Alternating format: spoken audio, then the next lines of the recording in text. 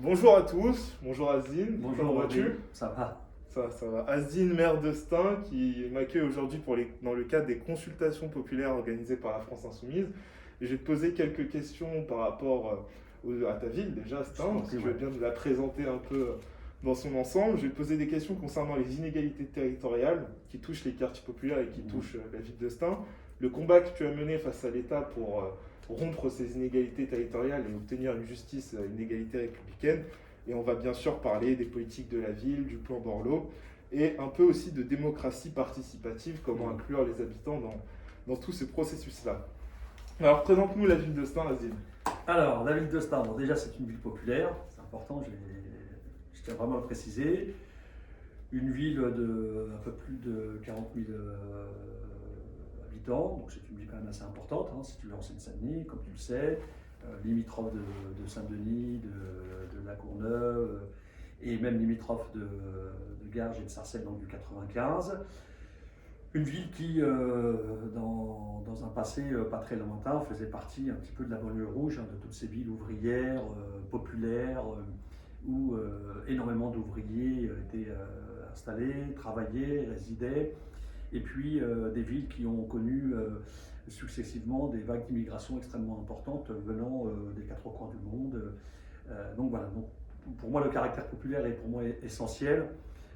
Parce que ça montre aussi l'importance de l'histoire de cette ville qui a été longtemps ouvrière, qui malheureusement ne l'est plus et l'est de moins en moins, par la désindustrialisation qu'on a connue dans le courant des années 70, avec le choc du pétrole en 73, et bon nombre d'entreprises extrêmement importantes qui étaient basées sur Stein, beaucoup sur Saint-Denis, la plaine Saint-Denis. Ouais, avec Delaunay-Belleville, l'entreprise. Exactement, sont toutes parties et ça a créé forcément une situation de précarisation très très forte.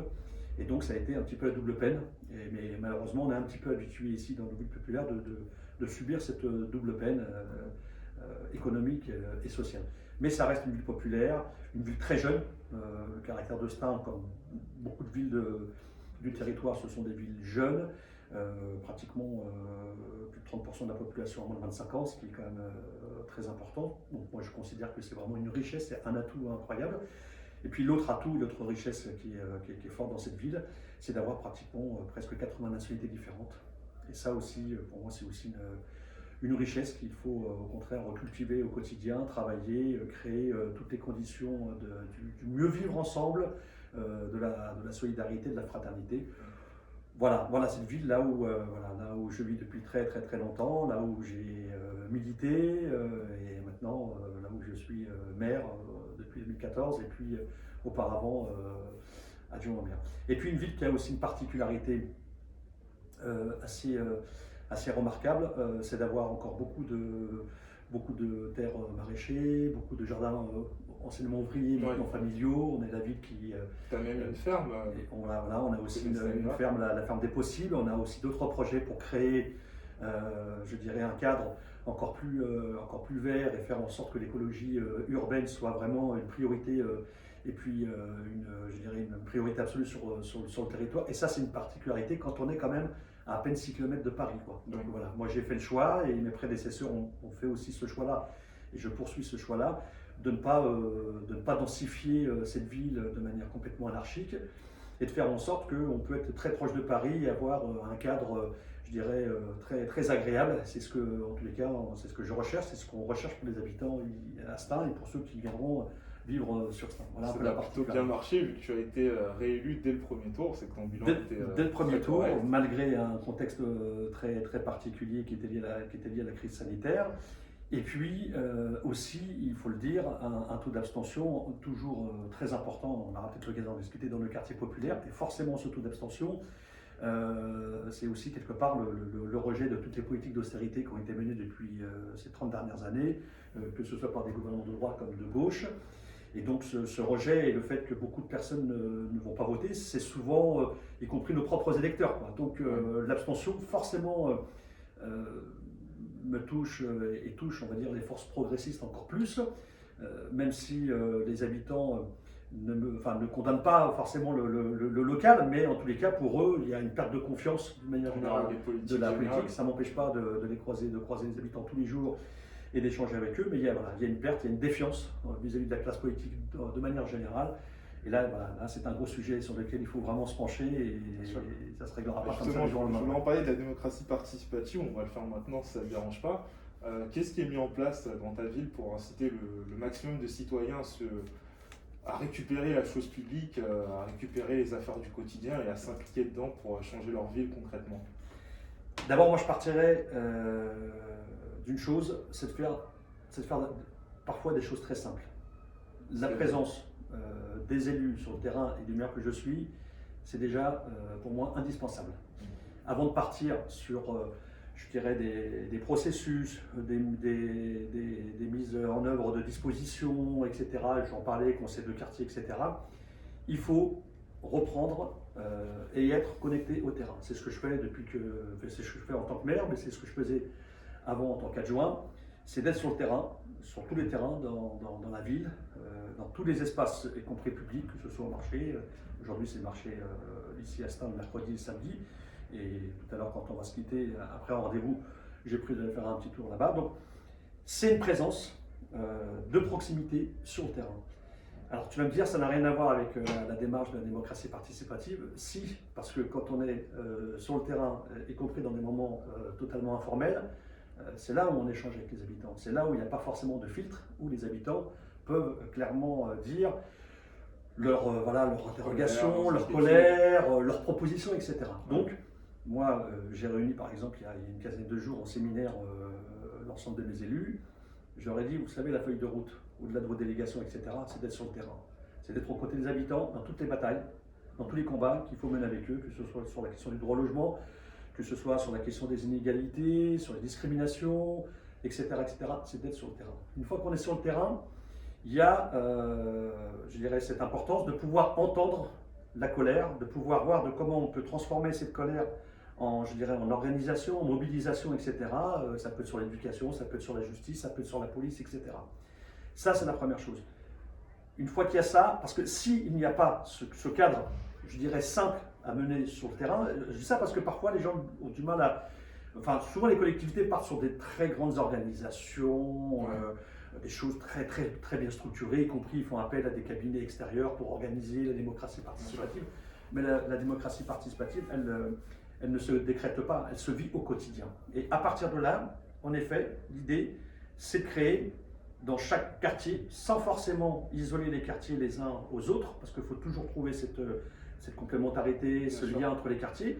Mais on sait que d'un quartier à un autre, les préoccupations ne sont pas forcément les mêmes. Dans un quartier, on va avoir plus de problèmes de propreté, dans l'autre, plus de problèmes de voirie, dans l'autre, plus de problèmes sur les espaces collectifs pour les gamins, etc. C'est ensuite d'aller sur les quartiers.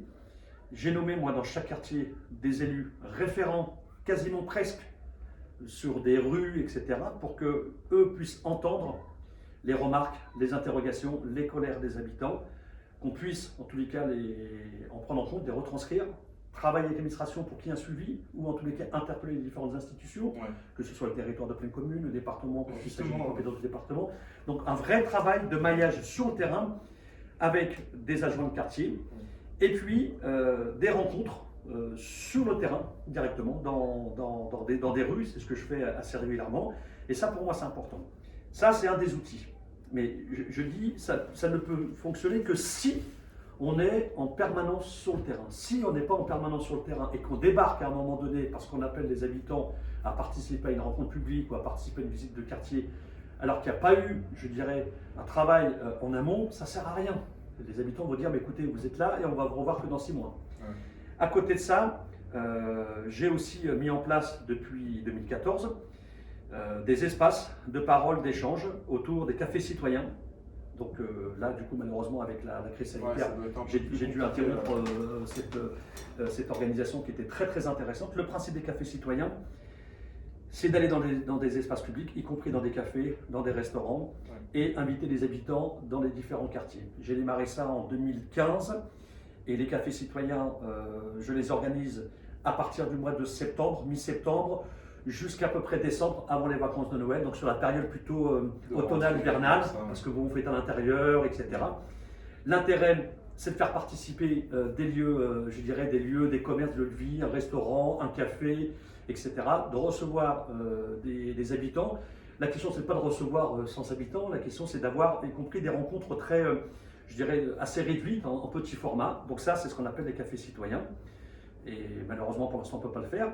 Et son pendant durant la période printanière et estivale, c'est les terrasses citoyennes. Et là, pareil, même principe, sauf qu'on est à l'extérieur et on occupe, on se réapproprie tous les espaces publics dans les différents quartiers. On se met à l'extérieur avec des tables, un parasol, de quoi boire, jus d'orange, tout ça, etc. Et on échange, voilà. Et l'idée, c'est qu'à la fois avec mon cabinet d'administration, on prend note de tout ce qui est dit par les habitants. Et la question, c'est pas de dire on va revenir vers vous dans 2-3 mois, etc. Mais c'est comment ensemble on solutionne, on trouve des solutions ensemble. Il y a de la responsabilité des élus, du maire que je suis, l'administration, mais il y a aussi la responsabilité des habitants de se mettre en mouvement. Voilà. Est-ce que tu as un exemple sur ça, sur un exemple, projet que vous avez réussi à monter? Un exemple très, très clair. Justement, hier, pour être très concret, j'ai reçu la direction régionale et départementale de la Poste, puisque malheureusement, depuis pratiquement 10 mois, la Poste du Clos est fermée, suite à une agression que j'ai condamnée aussitôt, et malheureusement, ce n'est pas la première, une agression violente qui a été terrible. Et donc la Poste a décidé de fermer ce bureau de poste quand même dans un quartier de 12 habitants, quand même, c'est pas n'importe quoi. Donc j'ai demandé à rencontrer les responsables de la Poste depuis maintenant quelques semaines. Mais ce travail, il s'est fait aussi parce que derrière, les habitants se sont pris en main et ont organisé une pétition qui a recueilli pratiquement plus de 1000 signatures. C'est pas rien. Et donc hier, j'ai rencontré les responsables de la Poste et j'ai associé un collectif d'habitants à cette rencontre. Alors c'est pas très habituel, d'ailleurs même les responsables de la Poste m'ont dit, quand j'ai été très clair avec eux, j'ai dit écoutez, moi je vous reçois avec 2-3 de mes adjoints qui sont concernés sur ce sujet, à la fois sur le quartier, mais moi je souhaite aussi associer des habitants parce que le problème rencontré, c'est que les habitants n'ont pas ce service public depuis 10 mois. Et les mêmes ont condamné et condamnent, et on continuera à condamner toute forme de violence, mais en même temps on ne peut pas priver les habitants d'un service public extrêmement important et précieux sur le quartier. Et donc ils m'ont dit non, il n'y a pas de souci, et ils m'ont clairement dit, c'est vrai que monsieur le maire, on n'est pas habitué, quand on est reçu par un maire, à avoir autour de la table des habitants. Je dis mais ça fait partie aussi de la manière dont, et je vous rassure, tout va bien se passer, etc. Et peut-être que c'est bien que vous puissiez aussi entendre ce que les habitants ont à vous dire, mais que les habitants puissent entendre aussi ce que vous avez à dire sur la souffrance des agents qui refusent de venir travailler sur cette poste-là. Donc c'est important qu'il y ait un échange. Voilà un exemple. Mais ça peut se faire que si il y a vraiment les habitants mobilisés et qu'on soit vraiment sur le terrain, connectés. Ouais. Si on n'est pas connecté sur le terrain, c'est forcément, je dirais, des mobilisations, des énergies qui peuvent soit complètement disparaître, soit être organisées de n'importe quelle manière. Et on a besoin, en tous les cas, de structurer ces démarches-là avec eux, dès lors que c'est l'affaire des habitants. D'accord. Et concernant, tu parlais des liens avec les différentes institutions que tu pouvais avoir. Là, on est clairement dans une phase où l'État essaie de réorganiser un peu ce qu'on appelle le portefeuille administratif des collectivités, avec la naissance, par exemple, de pleines communes. Je ne sais pas si tu veux nous raconter un peu l'histoire de la création de cette intercommunalité. Qu'est-ce que tu penses des intercommunalités? Parce qu'aujourd'hui, c'est très perçu comme quelque chose de très technocratique, où on ne sait pas forcément qui sont élus, on ne connaît pas forcément le visage des élus, et le fait que ça soit des élus désignés de manière indirecte, c'est encore plus compliqué. Qu'est-ce que tu penses de tout ça? Est-ce que tu penses qu'on peut démocratiser ces instances ou qu'il faudrait plutôt retourner vers des collectivités et redonner plus de puissance aux collectivités, aux communes? Alors, STA, et en effet, a rejoint Pleine Commune, à l'époque où l'agglomération, enfin le conseil d'agglomération, on appelait ça à l'époque Pleine Commune, en 2003. Maintenant, c'est le territoire, c'est ce qu'on appelle un conseil du territoire, en 2003. Et à l'époque, on l'avait fait, donc c'était avec mon prédécesseur, le maire qui était avant, on l'avait fait sur voie de référendum. C'est-à-dire qu'on avait demandé à consulter les habitants pour savoir s'ils souhaitaient rentrer, donc adhérer à la communauté d'agglomération ou pas. Le choix a été fait par les habitants d'adhérer à cette communauté d'agglomération. Donc je précise que cette communauté d'agglomération, comme le disait souvent l'ancien président, pour lui, il concevait ça comme une coopérative de ville. Alors ça, c'est sur le papier. Après, de manière concrète, c'est un peu plus compliqué. Malheureusement, ce n'est pas toujours exact, même s'il y avait vraiment cette volonté politique de faire en sorte que la communauté d'agglomération n'était pas là pour, je dirais, effacer et gommer le rôle des villes, mais au contraire de renforcer le lien entre, maintenant c'est les 9 villes, mais à l'époque c'était 4, 5, 6 villes, et c'est monté en puissance jusqu'à 9 villes avec la dernière ville qui a adhéré, c'est Saint-Ouen, et de faire en sorte de, je dirais, de créer un rapport de force et de créer, je dirais, une force commune des 9 villes. Ça, c'est sur le papier. Sur certaines actions, ça se concrétise de manière très, très claire. Et puis sur d'autres projets, c'est un peu plus compliqué. Maintenant, pour moi, le territoire, il est important. Mais il y a besoin, de mon point de vue, et moi je milite depuis longtemps, je fais partie de ceux qui militent depuis longtemps, il y a besoin de faire en sorte que le territoire soit aussi élu par les habitants. C'est-à-dire que, évidemment, quand on est au territoire de pleine commune, on représente les villes dont on est élu. Voilà. Moi, je siège au territoire de pleine commune avec d'autres élus, donc forcément, on représente les villes, les 9 villes de ce territoire. Mais pour moi, il y a un vide démocratique, qui pour moi démocratique et politique, c'est le fait que nous ne sommes pas directement élus par les habitants. Et je pense que pour gagner en transparence, pour gagner en efficacité et faire en sorte que la démocratie s'applique aussi à l'échelle du territoire, il faudra passer par une élection, par un suffrage universel pour le territoire et faire en sorte que nous soyons aussi élus par le territoire. Ce qui n'est pas le cas aujourd'hui, ce qui pour moi pose vraiment un problème. Je ne sais pas ce que prévoient les différentes lois prévues dans les prochains mois, prochaines années, mais pour moi c'est un impératif. Sinon, on risque en effet de donner le sentiment aux habitants que les territoires, donc c'est le cas ici à pleine commune, mais ça peut être le cas ici ensemble, sont un petit peu, je dirais, sont un petit peu hors sol. Ouais. Et qu'elles ne sont pas, je dirais, en phase avec les besoins, les préoccupations, les attentes des habitants. Donc on a besoin, en tous les cas, de clarifier cette question-là. Moi, je suis vraiment partisan. Je sais que c'est un sujet qui est très partagé. Certains disent non, il n'y a pas besoin de rajouter une élection supplémentaire à l'échelle du territoire. C'est très bien comme ça. Non, je pense qu'il y a un problème. Et c'est aussi une manière d'éviter de donner le sentiment aux habitants qu'on est dans un système institutionnel un petit peu millefeuille, quoi. On a la collectivité, la ville, et la ville pour moi c'est essentiel, c'est la proximité, c'est le quotidien. Et au contraire, on doit renforcer, je dirais, le pouvoir des collectivités et des maires. Mais quand je dis renforcer, ça ne veut pas dire qu'on doit justement faire en sorte que l'État se substitue de ses compétences et les renvoie sur les communes. Ouais, on va en parler justement. Voilà, on en reparlera. Donc le rôle des collectivités, des maires, pour moi, est très important. Le rôle du territoire, il est important si on considère que l'élection doit être aussi directe au niveau des territoires, départements, régions, la métropole. Donc c'est vrai que tout ça, ça fait un gros truc. Hein, et parfois, pour les habitants, c'est totalement illisible. Quoi. Bien sûr, au niveau des compétences, c'est très compliqué. En plus, la proposition que tu fais sur une élection directe, ça pourrait même, pourquoi pas, régler quelques conflits entre villes. Parce que ce qu'on pourrait avoir, ce serait une liste commune pour toutes les villes et du coup faire campagne dans toutes les villes et avoir des échanges entre habitants. Ça peut être quelque chose de super intéressant. Tu parlais du rôle de l'État et le fait qu'en ce moment, l'État est en train de déléguer ou même de donner des compétences qu'il avait aux collectivités territoriales. Ta ville et toi, vous avez porté plainte contre l'État pour rupture d'égalité. Est-ce que tu peux nous raconter un peu comment est né ce combat-là et surtout pourquoi il est né? Depuis que je suis maire en 2014, je me suis aperçu, je me suis rendu compte que la situation et le désengagement de l'État était, je dirais, très fort d'année en année.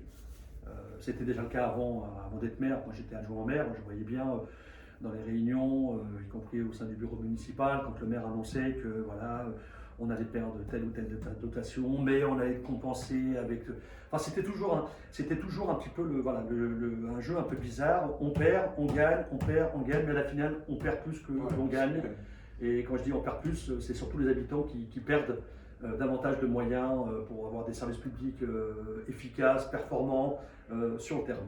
Donc moi, dès 2014, je me suis très vite rendu compte que l'État, progressivement, se désengageait de ses missions régaliennes et de ses missions de manière générale, que ce soit sur la sécurité, que ce soit sur la santé, que ce soit sur l'éducation, la justice, le logement, etc. Et j'étais face à un dilemme. C'était soit j'accepte, comme malheureusement, et je pense que parfois c'est même c'est contre leur volonté, mais comme beaucoup de maires, je dis bon voilà, c'est une situation, donc j'accepte le fait que l'État se désengage, une fermeture de classe, pas de policiers supplémentaires, pas de prévention, pas de moyens pour la prévention, etc. Et puis, je fais des choix dans mon budget, c'est-à-dire qu'en fin de compte, je fais comme l'État, je retire des moyens, je retire des services publics, etc. etc. Donc, quelque part, être dans une posture presque de résignation, de gestion basique, etc. Et directement, je dis non, je ne peux pas rentrer là-dedans, c'est pas mon style, c'est pas mon ADN, et je ne suis pas devenu maire pour simplement gérer la crise dont je ne suis pas responsable, et encore moins les habitants. Les autres sont responsables, et comme ça, on dira c'est vous qui êtes responsable parce que c'est vous qui avez géré la crise, vous avez retiré des moyens. Donc il se trouve qu'en 2014, Hollande a fait une annonce terrible en annonçant la baisse des dotations aux collectivités.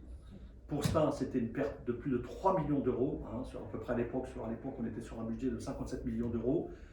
3 millions d'euros, c'était en 2014, donc perte annoncée de 3 millions d'euros sur au moins 2 voire 3 ans. C'est énorme. 3 millions d'euros, ça équivaut au fonctionnement du centre de santé à Stains. Et quand j'ai su ça, je me suis dit, je ne peux pas me laisser faire, c'est pas possible. Je ne peux pas laisser les habitants comme ça dans la galère. Et je ne peux pas, moi, faire des choix politiques qui sont à contresens de ce que je défends et ce que je milite. Dès lors que moi, je dénonce depuis très longtemps les politiques d'austérité, et je le dénonçais, que ce soit par des gouvernements de droite comme de gauche, je me suis dit, non, moi, je vais rentrer en bataille, je vais rentrer dans le combat.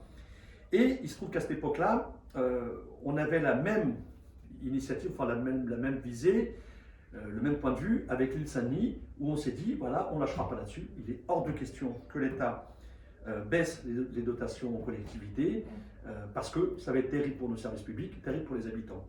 Donc, on a lancé avec l'île Saint-Denis, et je tiens à rendre hommage, y compris à l'ancien maire de l'île Saint-Denis, et Mohamed a repris le relais. On a lancé une action forte, une action à la fois citoyenne et politique, déplumée de l'austérité, en disant voilà, on va combattre toutes les politiques d'austérité, et ça, on ne peut pas l'admettre. Et on a lancé plusieurs mobilisations, des rassemblements jusqu'à Paris, jusque devant l'Assemblée nationale. On a eu le soutien de beaucoup de parlementaires de gauche, vraiment à gauche. Et puis, on a mis aussi en place un certain nombre d'initiatives. Moi, ici à Stains, j'ai fait grève pendant une journée à plusieurs reprises. J'ai organisé aussi une opération Macron-Poli pour après, parce que quand je te dis ça, ça a vraiment démarré 2014-2015. Et tout au long de mon mandat, ça a été ponctué d'actions fortes pour dénoncer les politiques d'austérité, et surtout aussi dénoncer le fait que parfois l'État nous disait, écoutez, on va vous compenser, on va sur la politique de la ville, on va vous augmenter les subventions, etc. Mais la question, c'est le droit commun. La question, c'est pas, nous, on ne cherche pas à récupérer, à pinailler de l'argent, etc. C'est des moyens. On cherche à ce que l'égalité républicaine soit réelle dans nos quartiers populaires pour tous les habitants. Donc, au fil du temps, j'ai mené un certain nombre de batailles qui, malheureusement, ces batailles n'ont pas forcément donné de résultats, on va dire, importants. On a décroché quelques victoires, mais ça n'a pas donné forcément des résultats, je dirais, importants et probants pour les habitants. Et il se trouve qu'en 2018, je crois que c'était en juillet, en l'été 2018, un rapport important a été rendu public. Le rapport Cochrane-Degentil a été rendu public, démontrant l'échec de l'État, l'échec de la République en Seine-Saint-Denis, et le fait que les politiques d'austérité qui se sont accumulées ces dernières décennies ont été terribles pour les habitants, terribles pour les collectivités, au moins sur 3 domaines, en matière de justice, d'éducation et de sécurité. Et quand j'ai vu ce rapport qui a été... Est-ce que tu ne prends pas comme une victoire? Parce que le fait que déjà ce rapport existe, ça veut dire qu'il y avait au moins des interrogations. Si tu veux, ce rapport, il est arrivé, très franchement, il est arrivé à un moment donné où moi, quelque part, je perdais espoir. J'avais mené des combats chaque année. Alors, ce qui est important, c'est qu'on avait réussi à faire en sorte que ces combats soient médiatisés. C'est important aussi parce que la population, elle est sensible, mais c'est important aussi d'alerter l'opinion publique au-delà pour mener ces batailles. Mais à un moment donné, je me suis dit, comment on va continuer cette affaire-là? C'est super compliqué. Et ce rapport est arrivé vraiment au bon moment. Un rapport d'ailleurs qui a été aussi porté par des députés, Éric Ah ouais. Coquerel, Stéphane Peu, Clémentine Autain, qui ont vraiment travaillé sur ce rapport-là. C'est à cette époque-là où j'ai fait la connaissance d'Éric Coquerel. Stéphane Peu, je le connaissais déjà. Clémentine Autain, je la connaissais déjà un peu. C'est à cette époque-là où j'ai fait vraiment la connaissance d'Éric Coquerel, où là j'ai vu vraiment des parlementaires qui prenaient vraiment à bras le corps les préoccupations des inégalités des quartiers populaires. Et pour moi, c'était très, très, très important et qui avaient bien compris le sens du combat des maires qui voulaient ne pas se résigner face aux politiques d'austérité. Et ce rapport est arrivé au bon moment, en plus un rapport fait par des parlementaires qui ne sont pas du tout de ma sensibilité et de notre sensibilité, mais d'une autre sensibilité, mais qui reconnaissaient l'échec de la République et le fait qu'il y avait un traitement d'inégalité de la République ici en Seine-Saint-Denis. Et c'est important de le dire. Et à partir de là, je pars en vacances, je réfléchis dans ma tête, je dis mais là, on ne peut pas laisser passer ce rapport de côté, il faut réfléchir. Je savais que par ailleurs, les parlementaires travaillaient aussi sur un événement important à laquelle j'ai participé, c'était à Bobigny, il y avait quasiment tous les parlementaires que je viens de citer. Et là, pendant l'été, j'appelle Mohamed Nabali, mon ami et maire de Lessani. Je lui dis Mohamed, il y a peut-être une opportunité intéressante pour donner résonance à ce rapport et pour, à un moment donné, exiger que l'État reconnaisse le fait qu'il a mis en place, je dirais, tout un processus, toute une politique, je dirais, d'inégalité républicaine au sein de la Seine-Saint-Denis. Je te propose qu'on lance un recours contre l'État. On dépose plainte, mais qu'on lance un recours contre l'État. Mohamed me dit, je suis partant, on y va. Dès que je suis rentré de congé, j'ai demandé à être assisté par un avocat, donc c'est Ariel Halimi qui nous accompagne là-dessus. Et je lui dis, voilà, réfléchis de quelle manière on peut lancer le recours contre l'État pour dénoncer la rupture d'égalité.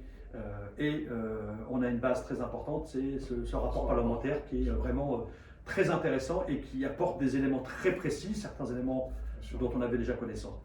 Et c'est à partir de là que le recours est né en 2018, et c'est toujours le cas aujourd'hui. Donc voilà, il y a eu plusieurs démarches, recours indemnitaire, et maintenant le recours est entre les mains des services de l'État et du tribunal administratif. Donc là, très prochainement, j'aurai l'occasion de revoir l'avocat pour faire le point. Et dans ce recours, d'autres villes, d'autres maires se sont associés, totalement associés. L'ancien maire de Saint-Denis, l'ancienne maire de Bondy, l'ancienne maire d'Aubervilliers, Stein bien évidemment, et puis les Saint-Denis. Bon, les élections municipales ont lieu en mars dernier, et puis en juin dernier pour les seconds tours.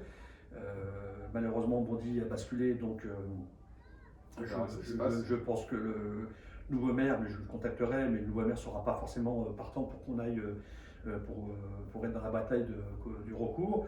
Pareil pour Aubervilliers, puis je contacterai aussi Saint-Denis pour avoir l'avis du maire de Saint-Denis. Donc voilà, mais je précise, ce recours pour dénoncer la rupture d'égalité républicaine, c'est pas quelque chose qui va se régler du jour au lendemain. Ça va mettre beaucoup de temps, voire plusieurs années. Que les choses soient bien claires, c'est pas un coup de com', j'ai pas besoin de faire un coup de com', c'est vraiment pour moi quelque chose de fondamental qui permet en tous les cas de dire clairement en quoi l'État, les services de l'État, et quand je dis l'État, je ne remets pas en cause les agents d'État qui font leur boulot, qui travaillent comme des malades. C'est bien sûr les politiques. Voilà, c'est les politiques d'austérité qui, je dirais, poussent les agents à faire des choix, les préfectures, les préfets, les sous-préfets, à faire des choix drastiques et qui touchent le quotidien des habitants de Seine-Saint-Denis. Et on le voit avec la crise sanitaire. Cette crise sanitaire a révélé malheureusement ce que nous on dénonce depuis très longtemps, ce que je dénonce depuis très longtemps, les inégalités sociales terribles et territoriales. Donc voilà, on est en pleine crise sanitaire et je m'aperçois que dans cette crise sanitaire, on prend des mesures à l'inverse de ce qu'il faudrait faire. C'est-à-dire, au contraire, il faudrait davantage protéger, accompagner, soutenir les populations les plus vulnérables, mais au contraire, on les fragilise encore plus. Sûr, on les a exposés, on les a mis en première ligne. Et ça, c'est inadmissible. Et ce rapport parlementaire, pour moi, il rétablit quand même un certain nombre de vérités très fortes, ce dont on ne cesse de dire depuis longtemps. C'est de casser des idées reçues, relayées par les médias, BFM, CNews, etc., pour les citer, les idées en disant ce qu'on fait en Seine-Saint-Denis, on a injecté énormément d'argent, c'est de l'assistanat. Non. Déjà, les habitants de Seine-Saint-Denis et des quartiers populaires, ils sont très dignes. Et au contraire, avec toutes les difficultés qu'ils vivent au quotidien, ils n'ont pas forcément envie, je dirais, qu'ils soient forcément sous le feu des projecteurs, etc. Ils ont beaucoup de dignité et souvent ils souffrent en silence, mais parfois c'est extrêmement difficile. Donc il n'y a pas d'assistanat, il n'y a pas, je dirais, de l'argent jeté par les fenêtres. Il y a simplement parfois des moyens qui ne sont pas conséquents en matière d'éducation, de justice, de sécurité, de logement, etc. Et concernant ça, il y a aussi, moi je l'interprète comme une victoire, c'est que suite à ton recours contre l'État et à celui de Lise Saint-Denis et des autres maires qui s'y sont associés, Édouard Philippe s'est déplacé à Bobigny en parallèle dans le 93 pour annoncer un plan un peu de rattrapage de l'État. C'est lié, c'est voilà, il n'y a pas eu de hasard. Ouais, c'était clairement dans le temps et pour moi c'était en réaction justement à cette plainte-là. Et certaines annonces ont été faites. Moi je trouve qu'elles vont dans le bon sens. Comment toi tu les interprètes? Oui. Sachant que juste avant, excuse-moi, il y avait le plan Borloo qui avait été annoncé en avril 2018. Le plan Borloo, c'était un plan de rattrapage pour les quartiers populaires après un rapport de Jean-Luc Borloo. Je vais en parler sur le plan Macron l'a jeté à la poubelle en disant que ça coûtera trop cher. Alors, le plan Borloo, il avait pour moi un intérêt capital. Et moi, j'avais été auditionné par l'équipe Borloo, et comme certains maires, etc., de ville, quartier populaire, je sais que c'était pareil pour le maire de Grigny, Philippe Rio, etc., pour recueillir l'avis un petit peu des maires sur le terrain, sur la manière dont il allait justement rendre ce rapport auprès du président et du Premier ministre de l'époque. Le plan Borloo avait un intérêt pour moi majeur. C'était de prendre en compte les erreurs, les dysfonctionnements des différents plans de banlieue qui ont été menés ces 30 dernières années. Il y a eu quasiment, pratiquement 30 plans de banlieue quand même, c'est énorme. Et là, Borloo, et puis il en parle aussi en connaissance de cause, puisqu'il a été ministre de la Ville, voulait vraiment recueillir l'avis des maires, des associations qui sont sur le terrain. Et je trouve qu'à partir du travail qu'il a, je dirais des rencontres qu'il a pu avoir par-ci par-là, il a établi un plan qui me semblait très intéressant. C'est-à-dire qu'il ne s'est pas simplement contenté de la transformation des quartiers populaires en matière, je dirais, en matière urbaine, en matière, je dirais, voilà, on crée des voiries, etc., visuelles, mais comment on transforme ces quartiers populaires avec, derrière, un espoir de l'emploi, sur la question de l'emploi, sur la question du logement, sur la question de la santé, sur la question des services publics. C'est-à-dire qu'il prenait de manière forte la globalité des gros sujets qui concernent les quartiers populaires et pas simplement sur la question du bâti ou sur simplement la question de la rénovation urbaine, mais aussi sur la question sociale qui est pour moi éminemment importante. Et là, c'était intéressant parce que quelque part, il a été, je dirais, très à l'écoute et très attentif des propositions, des remarques qu'on a pu lui faire les uns et les autres. C'est-à-dire que ça ne suffit pas de rénover un quartier, de faire de belles voies, de désenclaver un quartier avec des nouvelles voiries, etc. si derrière on ne s'occupe pas de la situation, je dirais, personnelle, individuelle et collective des habitants. C'est-à-dire le fait qu'on a des indicateurs sociaux en termes de chômage qui explosent, des enfants qui décrochent au niveau scolaire, des agents dans les services publics qui sont à bout, qui ont peu de moyens. Ça peut être le cas de la Poste ou d'autres services publics qui ont peu de moyens, etc. La Poste est un très bon exemple. La Poste est un très bon exemple. Donc, il a vraiment pris en compte ce sujet de manière globale, et ça, c'était intéressant. Et là, moi je l'avais soutenu jusqu'au bout. J'étais allé aux différentes rencontres qu'il avait organisées à Paris, un peu partout, pour justement présenter son rapport. Et un rapport qui se voulait aussi quelque part évolutif, c'est-à-dire un rapport qui pouvait aussi évoluer dans le temps, qui n'était pas du tout avec une posture, je dirais, partisane, qui était très ouvert, et pourtant Borloo, c'est pas forcément quelqu'un de ma sensibilité, mais au moins il a l'honnêteté et la cohérence de clairement définir et de relayer les graves difficultés et de voir quelles solutions on peut mener, parce que pour moi, quelque part, mener une véritable bataille de reconquête des quartiers populaires pour redonner de l'égalité, de la dignité, de la justice aux habitants, c'est quelque part redonner un sens à la République. Pour moi, c'est essentiel. Et tant qu'on ne rétablira pas l'égalité, la dignité, la justice sociale dans les quartiers populaires, quelque part, pour moi, le constat que je peux faire, c'est que la République forcément abandonne ou tourne le dos aux habitants des quartiers populaires. Et malheureusement, ce rapport a été complètement balayé d'un revers de main par le président, par le gouvernement, et c'est vraiment regrettable. Ça ne veut pas dire que demain, il ne faille pas, je dirais, repartir au combat pour faire prévaloir justement ce que proposait le plan Borloo. Maintenant, ça fait maintenant presque 3 ans, et son rapport, justement, dans cette situation de crise sanitaire, pour moi, il est totalement, je dirais, il est totalement légitime, quoi. Il est complètement d'actualité, quoi. Donc, on fait juste une petite pause ouais. Et on se reprend tout de suite pour parler de un peu l'historique. Justement, tu disais qu'il y a eu 30 plans à Borloo. Ouais. Faire un peu le bilan et ensuite voir quelles propositions on peut mettre en place pour combattre les inégalités. Parce que ce n'est pas un fatalisme. A tout de suite. Alors voilà pour la suite. Donc on va parler des questions un peu des politiques de la ville. Qu'est-ce que c'est déjà ? Comment ça a été mis en place au fur et à mesure jusqu'à aujourd'hui, et surtout faire le constat un peu de l'échec malheureusement parce que les inégalités ont perduré, et voir quelles solutions toi tu préconises pour mettre fin aux inégalités. Est-ce que tu peux nous expliquer un peu c'est quoi les politiques de la ville, comment ça a été mis en place et pourquoi ? Alors la politique de la ville a été mise en place maintenant, ça fait un peu plus de 30 ans. On a d'ailleurs, je crois, l'année dernière ou il y a 2 ans, en gros, célébré les 30 années de politique de la ville.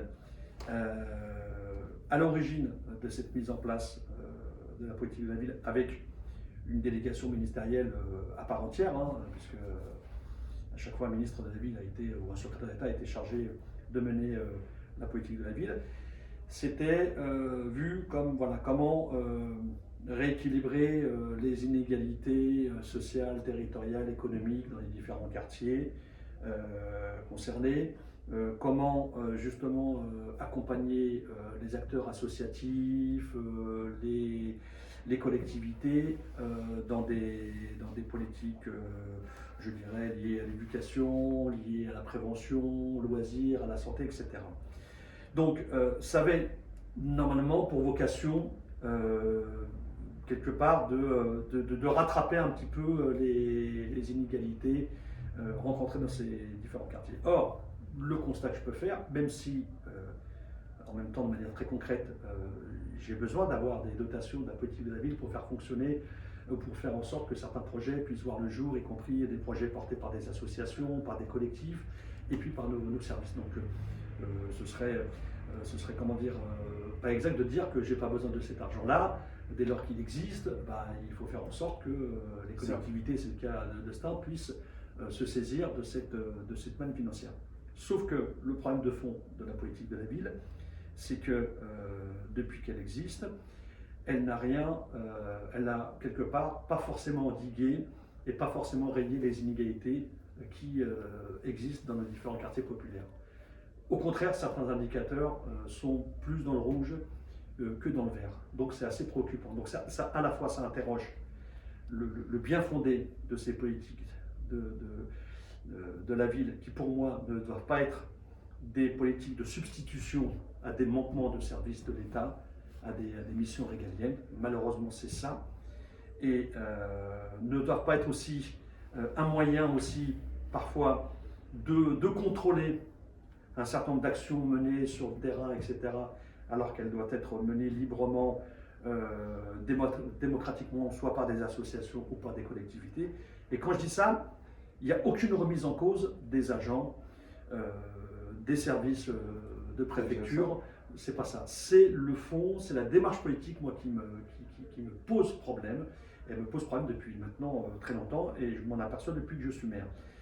Or, le constat que je peux faire aujourd'hui, et c'est là pour moi quelque part l'échec vraiment majeur des politiques de la ville, c'est le fait que l'on bascule progressivement vers des politiques, je dirais, d'exception, des aides de l'État sur des enveloppes exceptionnelles, supplémentaires, et au détriment du droit commun. C'est-à-dire que pour moi, systématiquement, quand il n'y a pas assez de moyens humains ou financiers pour, je dirais, traiter une question liée à l'éducation, une question liée à la santé, une question liée à l'emploi, etc., forcément, on se dit, hop, on va taper dans les subventions politiques de la ville. Sauf que les subventions politiques de la ville, ce ne sont pas des subventions, je dirais, structurées, structurantes. Ce sont des subventions qui, au gré des projets et au gré des années, peuvent évoluer, voire diminuer. En ce moment, on est plutôt dans la tendance de la diminution des dotations en matière de politique de la ville. Or, moi, je milite, et je ne suis pas le seul, à dire que tout ce qui fait partie du droit commun doit être pris en compte dans le cadre du droit commun. Éducation, justice, prévention, sécurité et bien d'autres sujets très très importants et ne doivent pas faire l'objet de politiques d'exception, exceptionnelles, avec des subventions, etc. Pour moi, il faut vraiment distinguer ces deux questions.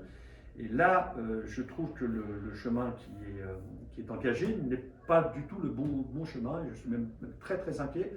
Malgré le bon travail que l'on mène avec les services de la préfecture, et c'est le cas ici à Stains et certainement dans d'autres villes aussi, on a vraiment un travail étroit mené avec les différents services de l'État dans le cadre du contrat de ville, où on pose clairement les priorités en matière de politique de la ville, éducation, justice, insertion, etc.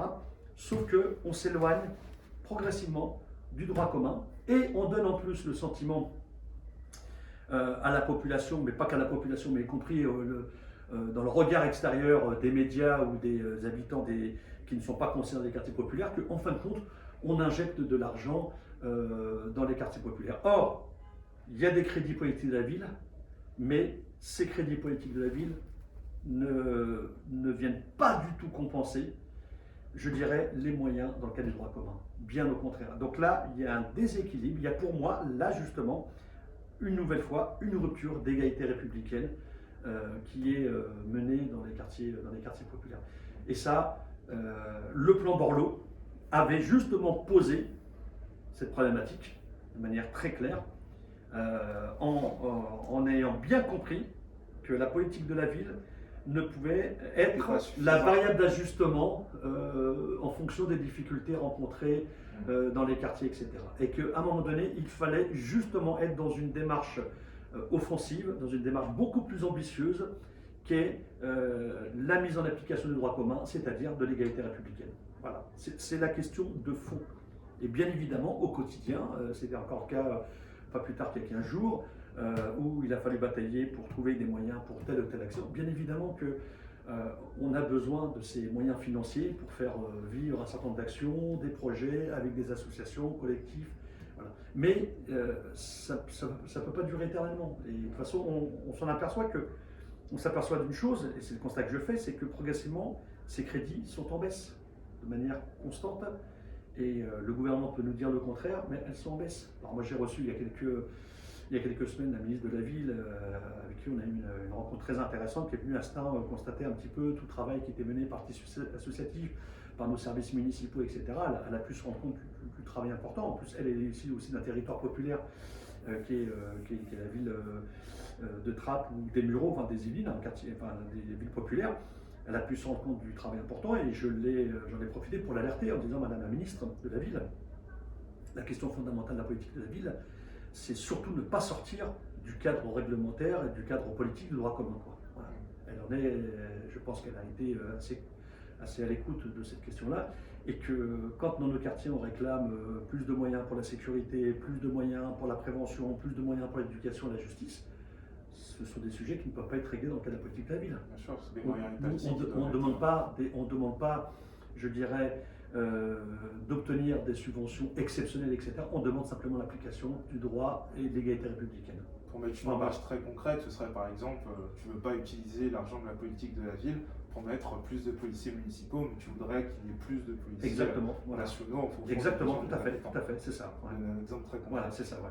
Mais on a posé le décor un peu des égalités qui ont été sur le facteur de plusieurs fractures sur nos territoires. On a parlé aussi du plan Borloo et des plans de rattrapage successifs qui ont été mis en place par l'État. Malheureusement, on voit que ça ne suffit pas. Quelle solution face à ça? Comment on devrait s'y prendre? Et avec quels acteurs on pourrait régler tous ces problèmes-là?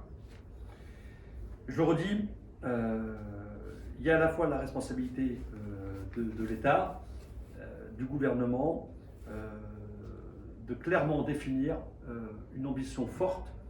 Et normalement, cette ambition, elle doit être, je dirais, presque transpartisane. C'est-à-dire que quand je parle des quartiers populaires, peuvent être gérés par des maires de de gauche droite, comme des maires de droite. Voilà, et malheureusement, on s'aperçoit que de plus en plus de villes et quartiers populaires sont maintenant gérés par des maires de droite. Et pour autant, il ne faut pas qu'on laisse les habitants dans la galère, même si un certain nombre de ces maires-là ne sont pas du tout, je dirais, n'ont pas forcément à l'esprit et n'ont pas forcément dans leur combat je dirais, des valeurs d'égalité, de justice sociale. Mais il faut penser derrière aux habitants. Et je pense que l'État, le gouvernement doit être au-dessus de tout ça et vraiment rétablir le droit commun, rétablir l'égalité républicaine dans nos quartiers populaires pour redonner véritablement de l'espoir. Voilà. Redonner un espoir et puis faire en sorte qu'il n'y ait pas de résignation, parce que c'est ce qu'on peut ressentir parfois. Et moi, ce que je vois sur le terrain, c'est que à la fois, il y a des élus qui sont prêts à s'engager et qui s'engagent justement à faire en sorte que ces questions d'égalité soient vraiment au cœur de leurs préoccupations. On a la chance dans nos quartiers populaires d'avoir des collectifs, des associations totalement engagées aussi à apporter leur contribution pour rétablir l'égalité républicaine, faire en sorte que la question de l'emploi, la question du logement, de la santé, de l'éducation soient des questions vraiment prioritaires et soient portées dans le débat public. On a aussi la chance d'avoir des services publics encore présents dans nos quartiers populaires. En tout cas, pour ce qui concerne Stains, c'est le cas. Donc, et puis des habitants qui, pour autant, sont prêts à se battre et ne veulent pas tomber dans une, je dirais, dans une posture de résignation, de défaitisme, etc. C'est ce que malheureusement, souvent, les politiques d'austérité ont fait et ont malheureusement alimenté ce sentiment de résignation, ce sentiment d'abandon, etc. Et donc, il faut lutter contre ce sentiment d'abandon, ce sentiment d'être complètement hors de la société, etc.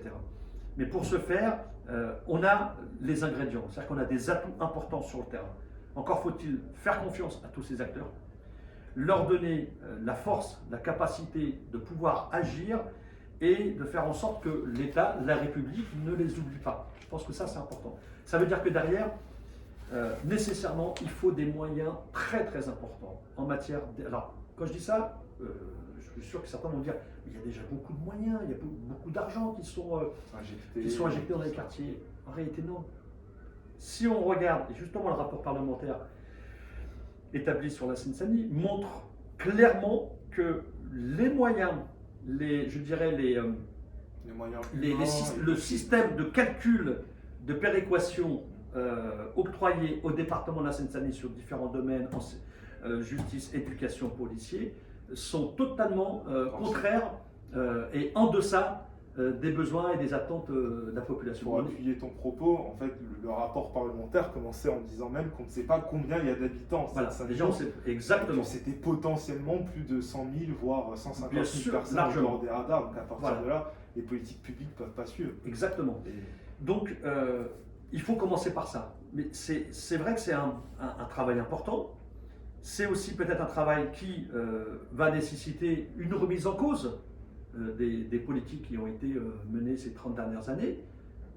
Pas forcément une remise en cause des agents qui travaillent et qui sont malheureusement amenés à faire avec les moyens qu'ils ont et quelque part même des fois amenés à faire des arbitrages qui parfois sont lourds de conséquences sur le terrain. Donc il faut remettre tout ça à plat. Si on ne le fait pas, ce sera l'éternel problème, c'est-à-dire dans 6 mois, on va reparler des difficultés dans les quartiers populaires, et c'est le cas aujourd'hui, dans 1 an, etc. On n'est pas à l'abri non plus demain d'avoir une nouvelle révolte populaire dans nos quartiers. On n'est pas à l'abri de ce qui s'est passé déjà en 2005, de ce qui s'est passé dans les années précédentes avec des révoltes très, très fortes, populaires, et puis des révoltes quelque part légitimes parce que les gens n'en peuvent plus. On n'est pas à l'abri. Je pense qu'on est, même si on est dans une période où il y a la crise sanitaire, mais il y a un tel sentiment d'abandon perçu par les habitants, perçu y compris par nous, les élus. Voilà, parfois on essaie de se démerder avec